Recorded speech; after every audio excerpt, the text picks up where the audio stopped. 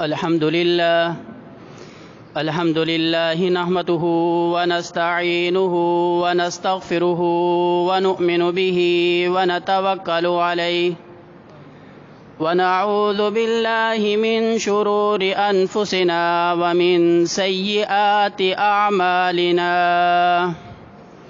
من يهده الله فلا مضل له ومن يضلله فلا هادي له ونشهد أن لا إله إلا الله وحده لا شريك له ونشهد أن سيدنا وسندنا وشفيعنا ومولانا محمدا عبده ورسوله قال الله تبارك وتعالى في القرآن المجيد والفرقان الحميد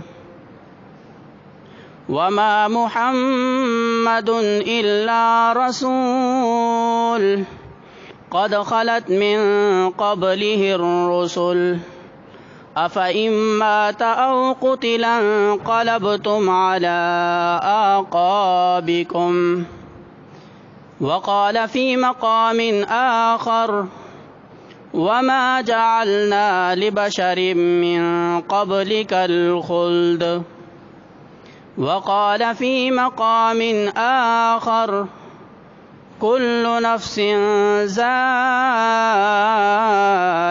الموت وقال رسول الله صلى الله عليه وسلم لا إله إلا الله إن للموت سكرات وقال في مقام آخر اللهم في الرفيق الأعلى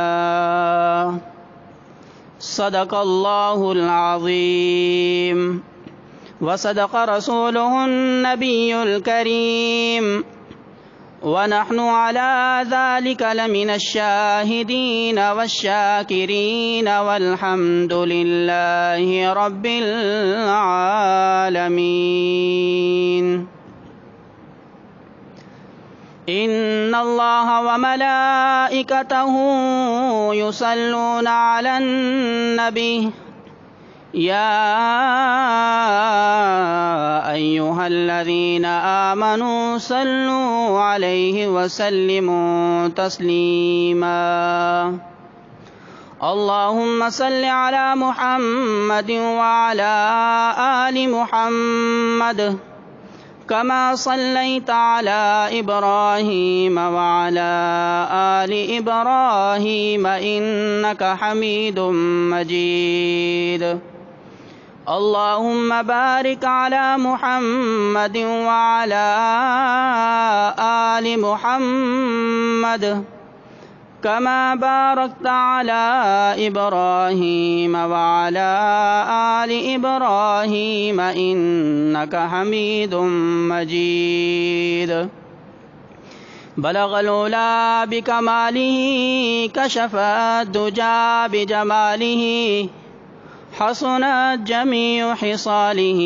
صلوا عليه وآله يا رب صل وسلم دائما أبدا على حبيبك خير الخلق كلهم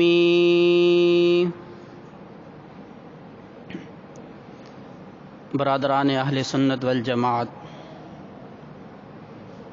و بزرگان محترم، کلام پاک سے چند آیات کریمہ اور آپ علیہ الصلاۃ والسلام کے فرامین میں سے چند احادیث مبارکہ آپ کے سامنے تلاوت کی ہیں، جن کے تحت عرض کرنے کا ارادہ ہے اللہ تبارک و تعالی سے توفیق کی التجا ہے کہ اللہ تعالی مجھے حق سچ بیان کرنے اور ہم سب کو اس پر عمل کرنے کی توفیق عطا فرمائے۔ جو آیات کریمہ اور جو احادیث مبارکہ آپ حضرات کے سامنے تلاوت کی ہیں، ان آیات اور ان احادیث کا تعلق ایک بہت بڑے سانحے کے ساتھ ہے۔ اتنا بڑا سانحہ نہ تو اس سے پہلے کبھی وجود میں آیا، نہ اس کے بعد کبھی اتنا بڑا سانحہ ہوگا۔ اور وہ سانحہ سرور کائنات حبیب خدا محمد مصطفیٰ صلی اللہ علیہ وسلم کے اس دنیا سے رخصت ہونے کی صورت میں پیش آیا کہ آپ علیہ الصلاۃ والسلام کو اللہ تعالیٰ نے اس جہان کے لیے، اس دنیا والوں کے لیے، تمام عالم کے لیے رحمت بنا کر بھیجا تھا، اور آپ علیہ الصلاۃ والسلام وجہ تخلیق کائنات ہیں۔ اگر اللہ تعالیٰ نے آپ علیہ الصلاۃ والسلام کو پیدا نہ کرنا ہوتا تو شاید اس کائنات کو اللہ تعالیٰ وجود ہی میں نہ لاتے۔ اتنی عظیم ہستی، اتنی عظیم شخصیت آج وہ اس دنیا سے جا رہی ہے۔ پہلی آیت مبارکہ جو آپ کے سامنے تلاوت کی ہے، جس میں اللہ تبارک و تعالی نے فرمایا کہ وما محمد الا رسول قد خلت من قبلہ الرسل افإن مات او قتل انقلبتم علی اعقابکم، کہ آپ علیہ الصلاۃ والسلام بھی اللہ تعالیٰ کے رسول ہیں۔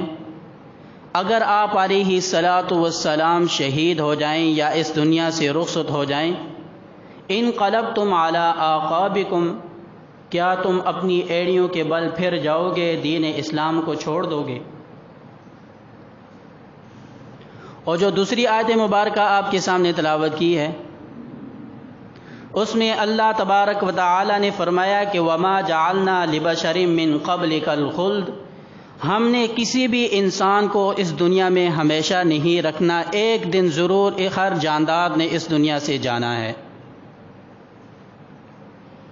اور تیسری آیت مبارکہ میں اللہ تعالی نے فرمایا کہ کل نفس ذائقۃ الموت وانما توفون اجورکم یوم القیامہ فمن زحزح عن النار وادخل الجنۃ فقد فاز وما الحیاۃ الدنیا الا متاع الغرور، ہر آدمی نے، ہر جاندار نے موت کا ذائقہ چکھنا ہے، لیکن کامیاب شخص وہ ہے کہ زحزح عن النار وادخل الجنہ، جس کو جہنم سے بچا دیا گیا، جنت میں داخل کر دیا گیا۔ فرمایا کہ فقد فاز، یہ آدمی کامیاب ہے۔ اور جو احادیث مبارکہ آپ علیہ الصلاۃ والسلام کی تلاوت کی، ان میں سے پہلے حدیث مبارکہ میں آپ علیہ الصلاۃ والسلام نے فرمایا کہ ان للموت سکرات، بے شک موت کے لیے بڑی سختیاں ہیں۔ اور دوسری حدیث مبارکہ میں آپ علیہ الصلاۃ والسلام نے فرمایا اللہم فی الرفیق الاعلی، میں رفیق اعلیٰ کے ساتھ ملنا چاہتا ہوں۔ یعنی ان آیات مبارکہ اور ان احادیث مبارکہ کا تعلق آپ علیہ الصلاۃ والسلام کے وصال کے ساتھ ہے، اور آپ علیہ الصلاۃ والسلام کا یہ وصال کی ابتدا اس وقت سے ہوتی ہے کہ جب آپ علیہ الصلاۃ والسلام نے خطبہ حجۃ الوداع اس وقت ارشاد فرمایا تھا، تو اس خطبے کے اندر آپ علیہ الصلاۃ والسلام نے بہت سارے قوانین بیان کیے تھے۔ اس کے اندر آپ علیہ الصلاۃ والسلام نے حقوق اللہ، حقوق العباد اور معاشرت وغیرہ بیان کرنے کے ساتھ ساتھ آپ علیہ الصلاۃ والسلام نے یہ بھی ارشاد فرمایا تھا کہ شاید آئندہ سال تم مجھے یا نہ دیکھو۔ پھر آپ علیہ الصلاۃ والسلام نے فرمایا تھا کہ میں تم سے پہلے جا رہا ہوں، اور وہاں پر جا کر تمہارے لیے میں حوض کوثر کا انتظام کروں گا، اور مجھے تمہارے بارے میں مشرک ہونے کا خوف تو نہیں ہے کہ ساری قوم بیک وقت مشرک ہو جائے گی، ہاں مجھے ایک چیز کا خوف ہے کہ تمہارے اندر دنیا کا طمع اور دنیا کی لالچ آ جائے گی، جس کی وجہ سے تم ہلاک ہو جاؤ گے، اس چیز کا خوف مجھے تمہارے بارے میں ہے۔ اور دو چیزیں میں تمہیں دے کر جا رہا ہوں، ایک اللہ تعالیٰ کی کتاب اور ایک آپ علیہ الصلاۃ والسلام کی احادیث۔ فرمایا کہ عضوا بالنواجذ، اپنی داڑھوں کے ساتھ مضبوطی سے پکڑے رکھنا۔ جس طرح کہ آج کل کسی چیز کو مضبوطی سے پکڑنا ہو داڑھوں میں دے کر مضبوطی سے پکڑتے ہیں، فرمایا کہ عضوا بالنواجذ، مضبوطی سے داڑھوں کے ساتھ اس کو پکڑنا۔ اگر تم اللہ تعالیٰ کی کتاب اور آپ علیہ الصلاۃ والسلام کی احادیث کو مضبوطی سے پکڑے رکھو گے تو گمراہ نہیں ہوگے۔ یعنی اس خطبے کے اندر آپ علیہ الصلاۃ والسلام نے اپنے دنیا سے جانے کی طرف اشارہ فرما دیا تھا۔ پھر جب آپ علیہ الصلاۃ والسلام مدینہ المنورہ واپس تشریف لاتے ہیں، اس وقت سورۃ النصر نازل ہوتی ہے کہ اذا جاء نصر اللہ والفتح ورأیت الناس يدخلون فی دین اللہ افواجا، جب مکہ المکرمہ فتح ہو جائے گا اس وقت لوگ دین اسلام میں فوج در فوج داخل ہوں گے۔ یہ بھی ایک اشارہ تھا کہ آپ علیہ الصلاۃ والسلام کا مشن مکمل ہو چکا ہے۔ اور اسی طرح آپ علیہ الصلاۃ والسلام کے وصال مبارک سے پہلے تقریباً 80 دن پہلے آیت نازل ہوئی، الیوم اکملت لکم دینکم واتممت علیکم نعمتی ورضیت لکم الاسلام دینا، میں نے تمہارے لیے دین اسلام کو مکمل کر لیا ہے اور جو دین میں نے تمہارے لیے پسند کیا ہے وہ دین اسلام ہے۔ اس کے اندر بھی اشارہ تھا کہ جس مقصد کے لیے آپ علیہ الصلاۃ والسلام کو بھیجا گیا ہے وہ مقصد پورا ہو گیا ہے۔ اور اسی طرح آپ علیہ الصلاۃ والسلام نے حضرت معاذ بن جبل رضی اللہ تعالیٰ عنہ کو یمن کا قاضی بنا کر بھیجا۔ اس وقت بھی آپ علیہ الصلاۃ والسلام نے حضرت معاذ کو یہ فرمایا تھا کہ جب تم آؤ شاید تم مجھے دوبارہ یہاں پر نہ پاؤ۔ یہاں پر بھی آپ علیہ الصلاۃ والسلام نے اپنی دنیا سے رخصت ہونے کی طرف اشارہ فرمایا۔ اور اسی طرح آپ علیہ الصلاۃ والسلام نے ایک دن اپنی صاحبزادی حضرت سیدہ فاطمہ رضی اللہ تعالیٰ عنہ کے کان میں سرگوشی کی۔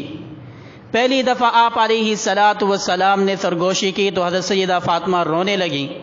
جب دوبارہ آپ علیہ الصلاۃ والسلام نے سرگوشی کی تو حضرت سیدہ فاطمہ ہنسنے لگیں۔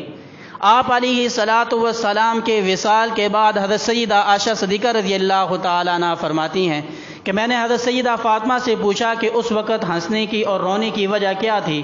حضرت فاطمہ رضی اللہ تعالیٰ عنہ نے فرمایا کہ آپ علیہ الصلاۃ والسلام نے میرے کان میں یہ فرمایا تھا کہ میں اس دنیا کو چھوڑ کر جا رہا ہوں، اس وقت میں رونے لگی۔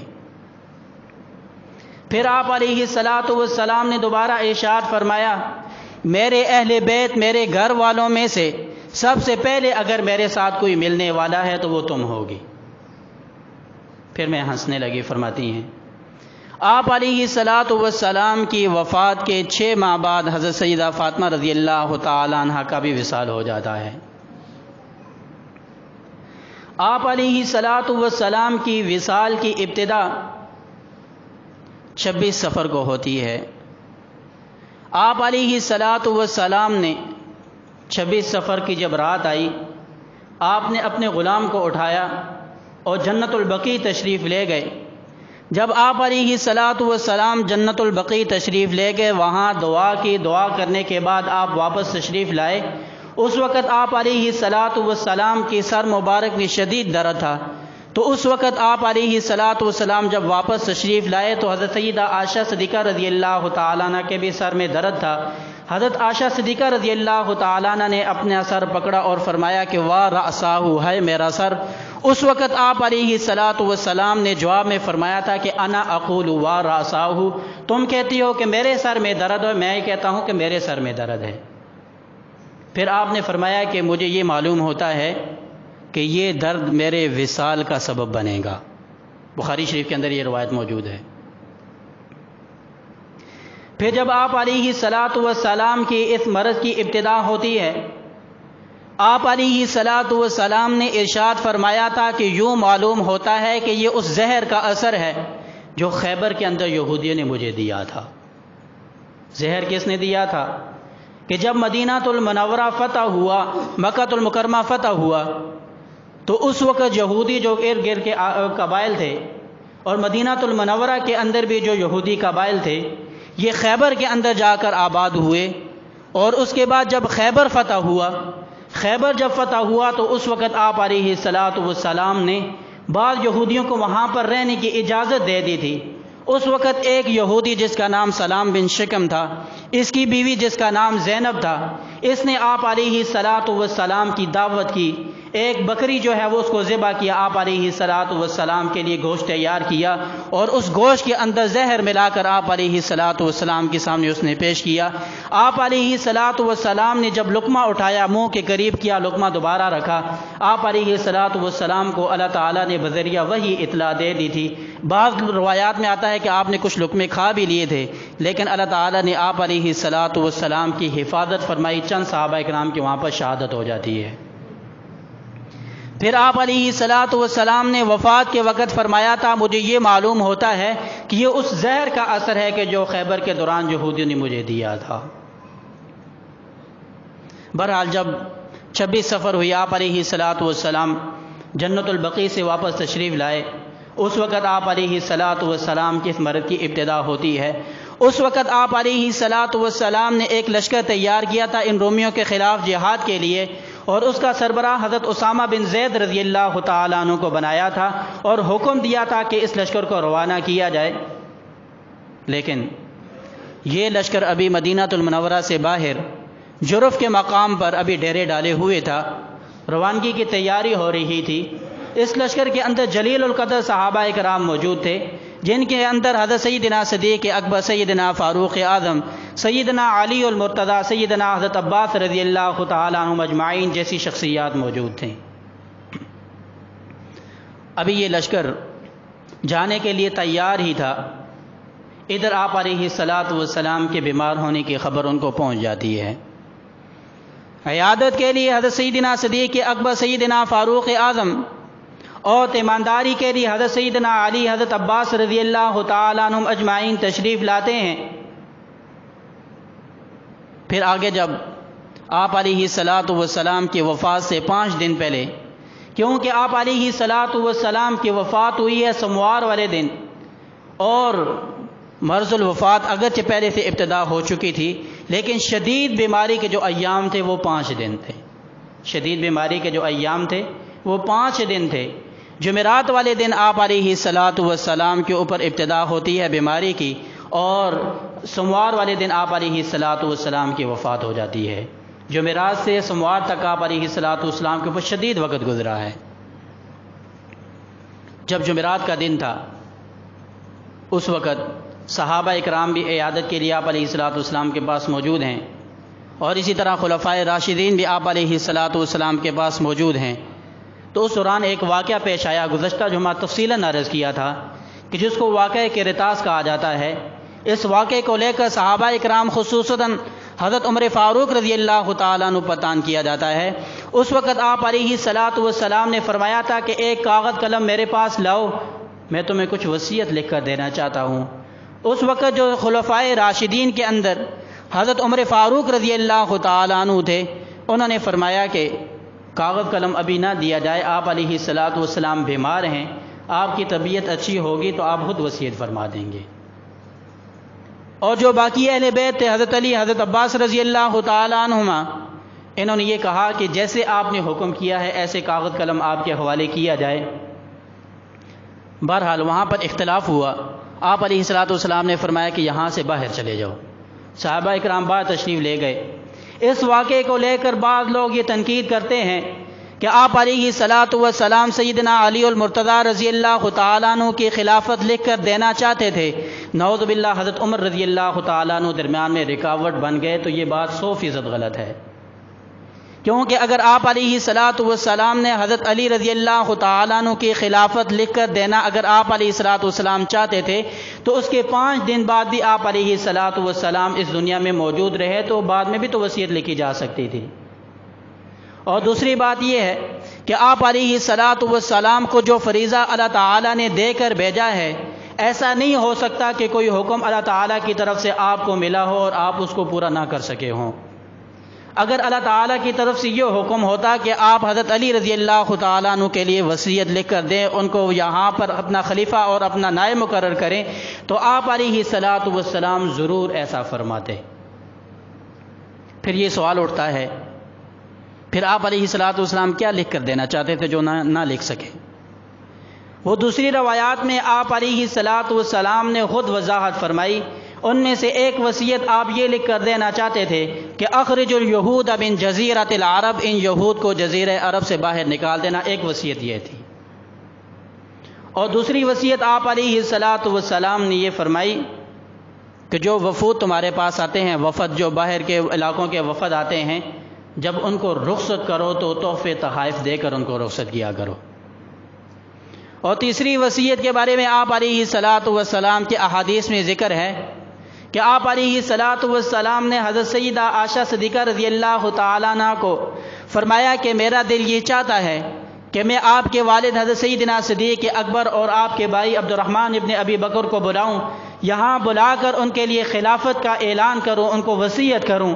لیکن پھر خود ہی فرمایا کہ جس قوم کے اندر حضرت ابو بکر موجود ہوں گے تو وہ قوم ابو بکر کے علاوہ کسی اور کو خلیفہ چنے گی ہی نہیں۔ پھر اسی دن آپ علیہ الصلاۃ والسلام نے ظہر کی نماز خود پڑھائی۔ جمعرات والے دن ظہر کی نماز آپ علیہ الصلاۃ والسلام نے خود پڑھائی، اور ظہر کی نماز کے بعد آپ علیہ الصلاۃ والسلام ممبر پر تشریف فرما ہوئے، اور آپ علیہ الصلاۃ والسلام نے خطبہ جو ارشاد فرمایا تھا اس کے اندر آپ علیہ الصلاۃ والسلام نے سیدنا صدیق اکبر رضی اللہ تعالیٰ عنہ کے فضائل کو بیان فرمایا۔ آپ علیہ الصلاۃ والسلام نے فرمایا، شروع میں جو آپ علیہ الصلاۃ والسلام نے کلمات ارشاد فرمائے کہ اللہ تعالیٰ کا ایک بندہ ہے، اللہ تعالیٰ نے اس کو اختیار دیا ہے کہ وہ دنیا کی نعمتیں اختیار کرے یا اپنی آخرت کی نعمتیں اختیار کرے، لیکن اس بندے نے آخرت کی نعمتوں کو اختیار کیا ہے۔ آپ نے یہ کلمات ارشاد فرمائے۔ سیدنا صدیق اکبر رضی اللہ تعالیٰ عنہ فوراً سمجھ گئے کہ اس بندے سے مراد آپ علیہ الصلاۃ والسلام کی ذات ہے، یعنی اللہ تعالیٰ نے آپ علیہ الصلاۃ والسلام کو اختیار دیا ہے کہ آپ علیہ الصلاۃ والسلام دنیا کی زندگی میں اور رہنا چاہیں پھر بھی اجازت ہے، اور اگر آپ علیہ الصلاۃ والسلام سفر آخرت یعنی سفر آخرت رخصت کرنا چاہیں اس کی بھی اجازت ہے۔ فرشتے نے جب روح قبض کرنی چاہیے آپ علیہ الصلاۃ والسلام کی، اس وقت اس نے بھی یہ بات کہی، اگر آپ کی اجازت ہو تو میں آپ کی روح قبض کر لوں۔ آپ علیہ الصلاۃ والسلام نے اس وقت حضرت جبریل امین کی طرف دیکھا تھا۔ حضرت جبریل امین نے اس وقت کہا کہ اللہ تعالیٰ آپ سے ملنے کا مشتاق ہے، اللہ تعالیٰ آپ سے ملنے کا مشتاق ہے۔ اس وقت آپ علیہ الصلاۃ والسلام نے فرمایا کہ اللہم فی الرفیق الاعلیٰ، میں رفیق اعلیٰ کے ساتھ اللہ تعالیٰ کے ساتھ ملنا چاہتا ہوں۔ یعنی کہ جو اختیار آپ علیہ الصلاۃ والسلام کو اس دنیا میں رہنے کا دیا گیا تھا، وہ اختیار آپ نے استعمال نہیں فرمایا بلکہ اپنی آخرت کو ترجیح دی ہے۔ بہرحال تو یہاں پر بھی آپ علیہ الصلاۃ والسلام نے فرمایا کہ اللہ تعالیٰ کا ایک بندہ، اللہ تعالیٰ نے اس کو اختیار دیا ہے، لیکن اس بندے نے اپنی آخرت کی نعمتوں کو اختیار کیا ہے۔ جب سیدنا صدیق اکبر رضی اللہ تعالیٰ عنہ نے یہ کلمات سنے وہ رونے لگے، فرمایا کہ آپ اس دنیا سے جا رہے ہیں۔ آپ علیہ الصلاۃ والسلام نے پھر اس کے بعد سیدنا صدیق اکبر رضی اللہ تعالیٰ عنہ کے فضائل بیان کیے۔ آپ علیہ الصلاۃ والسلام نے فرمایا کہ اس امت میں سب سے زیادہ اگر مجھ پر احسانات ہیں تو وہ ابو بکر کے ہیں۔ اور پھر آپ علیہ الصلاۃ والسلام نے فرمایا کہ ہر آدمی کے احسان کا بدلہ میں نے اس کو چکا دیا ہے، اس کو دے دیا ہے، لیکن حضرت ابو بکر صدیق رضی اللہ تعالیٰ عنہ وہ ہیں کہ ان کے احسانات کا بدلہ میں نہ دے سکا، قیامت والے دن اللہ تعالیٰ خود ان احسانات کا بدلہ دیں گے۔ یہ آپ علیہ الصلاۃ والسلام نے جمعرات والے دن ظہر کے بعد جو خطبہ ارشاد فرمایا اس کے اندر حضرت سیدنا صدیق اکبر رضی اللہ تعالیٰ عنہ کے فضائل بیان کی۔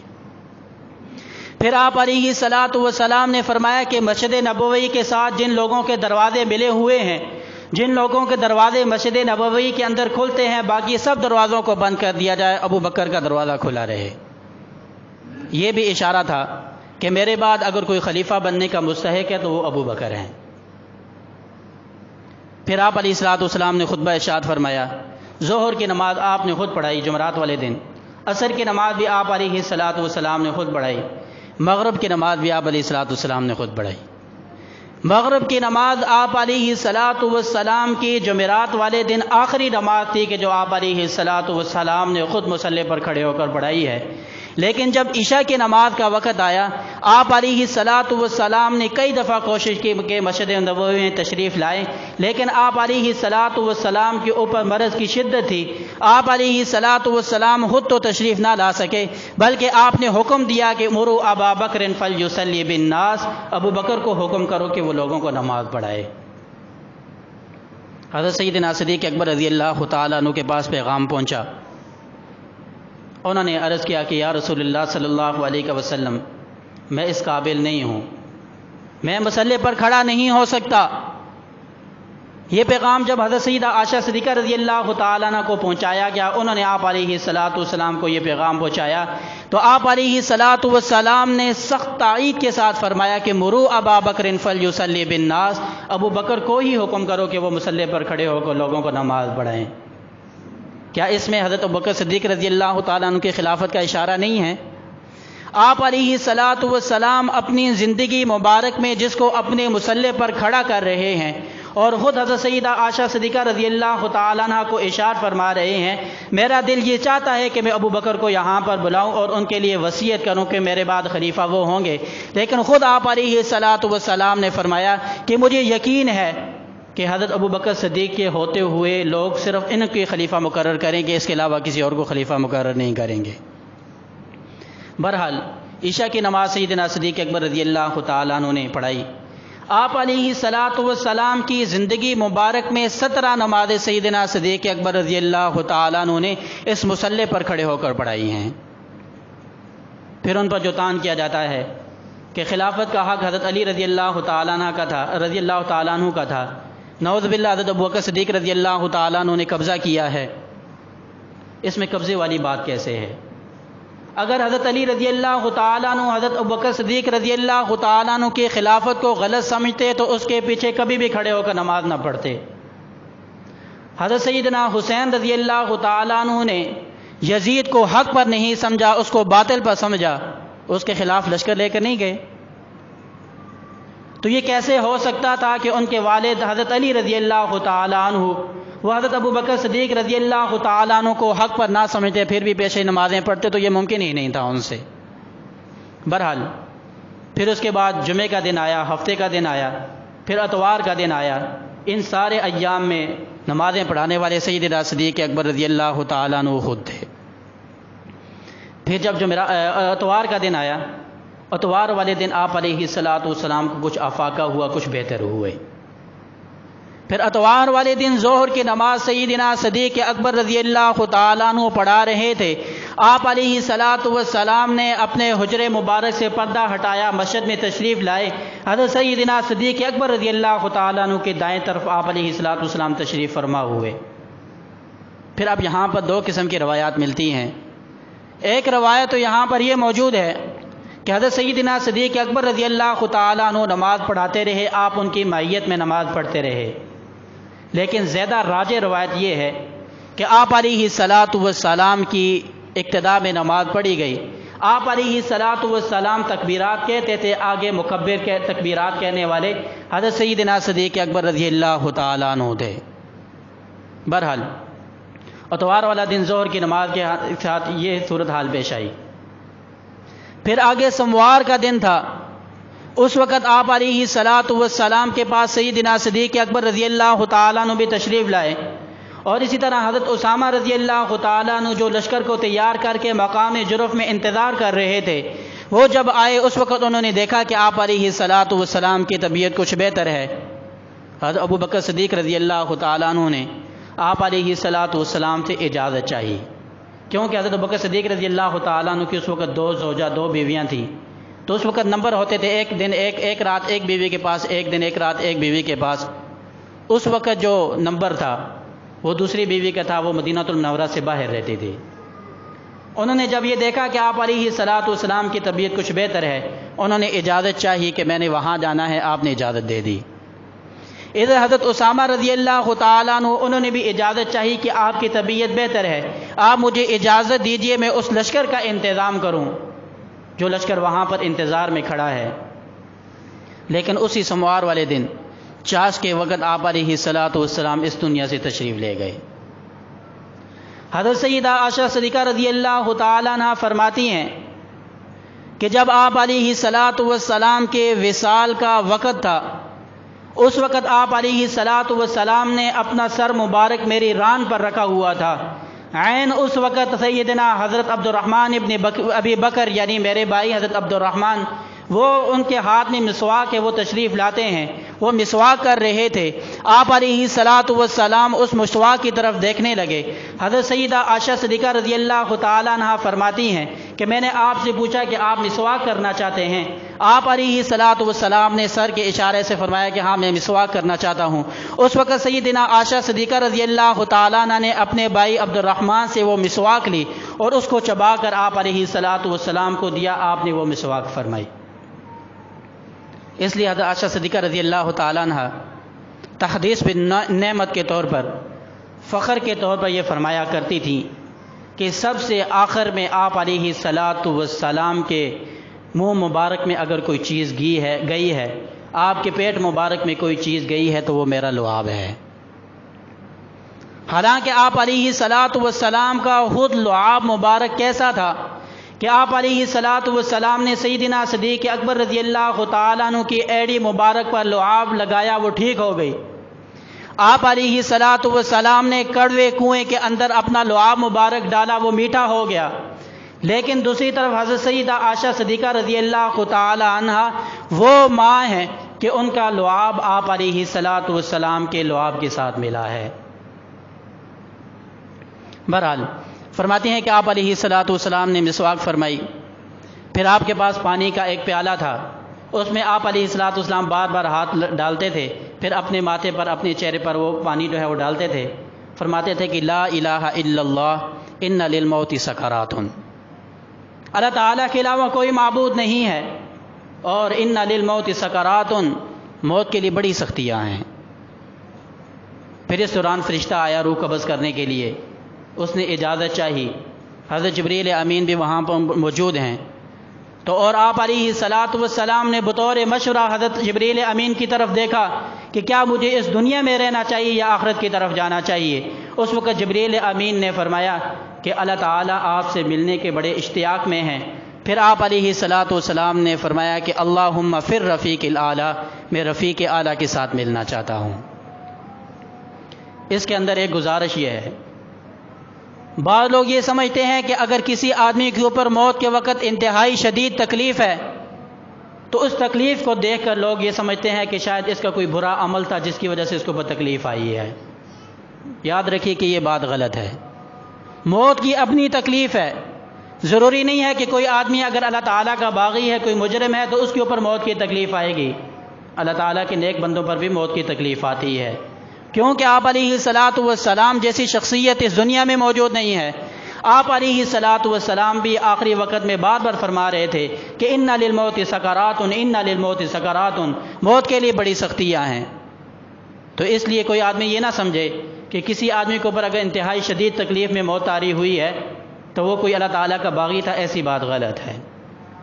بہرحال جب آپ علیہ الصلاۃ والسلام کی وصال ہوا، حضرت ابو بکر صدیق رضی اللہ تعالیٰ عنہ کو بھی پتہ چلا، حضرت اسامہ رضی اللہ تعالیٰ عنہ جو لشکر کو تیار کرے کھڑے تھے ان کو بھی علم ہوا، صحابہ اکرام رضی اللہ تعالیٰ عنہ اجمعین مدینہ المنورہ کے اندر باقی علاقوں میں ان کو جب علم ہوا، ایک اضطراب کی کیفیت صحابہ اکرام کے اندر موجود تھی۔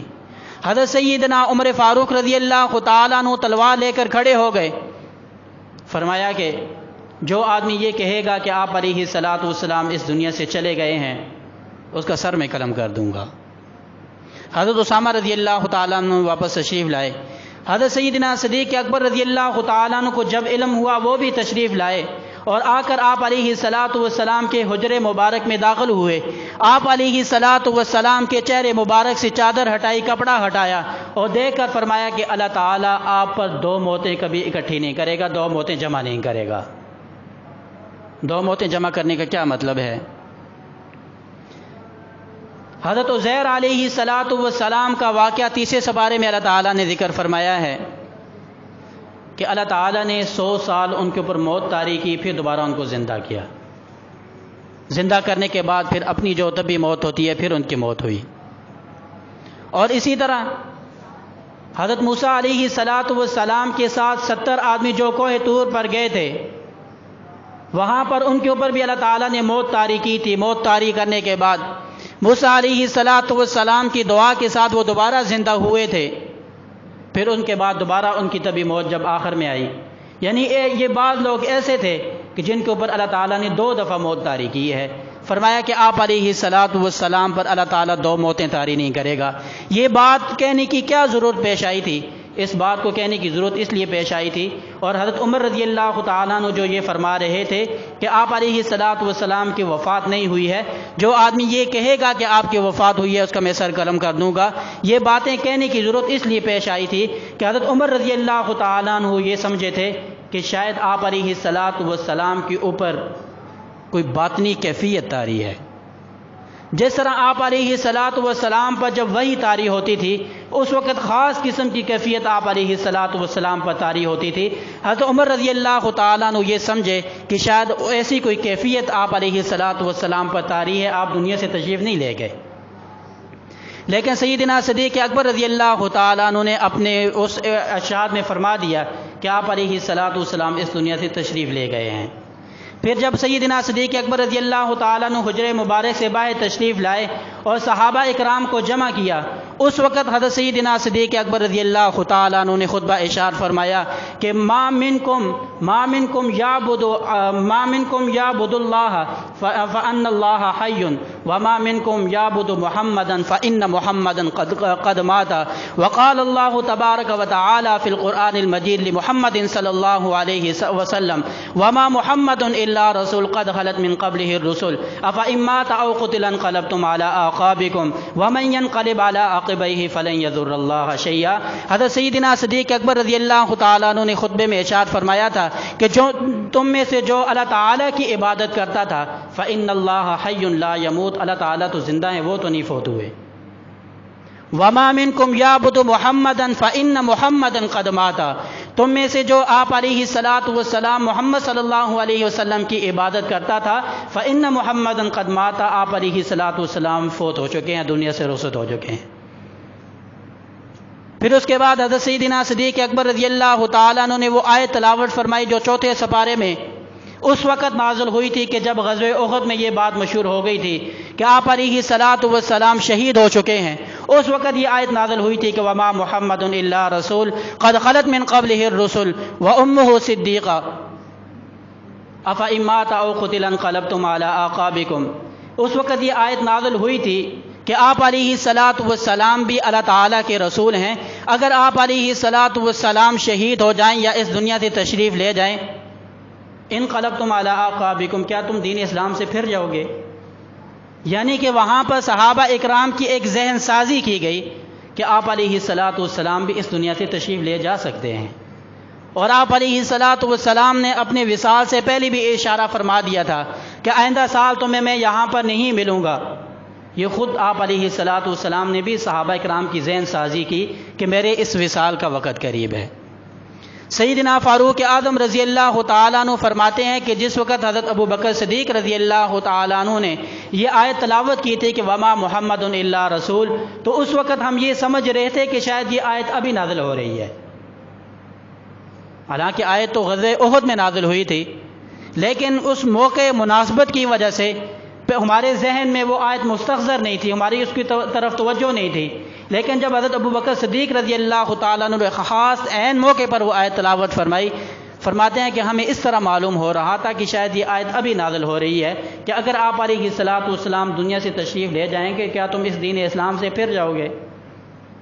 بہرحال وہاں پر آپ علیہ حضرت سیدنا صدیق اکبر رضی اللہ تعالیٰ عنہ نے صحابہ اکرام کو سمجھایا کہ آپ علیہ السلام اس دنیا سے تشریف لے گئے ہیں۔ پھر اس کے بعد اس خطبے سے آج کل کے لوگ غلط مطلب نکالتے ہیں، وہ بھی انشاءاللہ آئندہ جمعہ عرض کروں گا۔ پھر اس کے بعد حضرت ابو بکر صدیق رضی اللہ تعالیٰ عنہ کیسے خلیفہ بنے، سقیفہ بنی ساعدہ کے اندر مہاجر اور انصار صحابہ اکرام کیسے اکٹھے ہوئے، اور حضرت ابو بکر صدیق رضی اللہ تعالیٰ عنہ کے ہاتھ پر خلافت کے لیے بیعت صحابہ اکرام نے کیسے کی، اور آپ علیہ السلام کی تجہیز و تکفین کیسے ہوئی، آپ علیہ الصلاۃ والسلام کا جنازہ کس نے پڑھایا یا اس کی صورت حال کیا تھی، کیفیت کیا تھی، یہ باقی بات انشاءاللہ آئندہ جمعہ عرض کروں گا۔ وآخر دعوانا الحمدللہ رب العالمین۔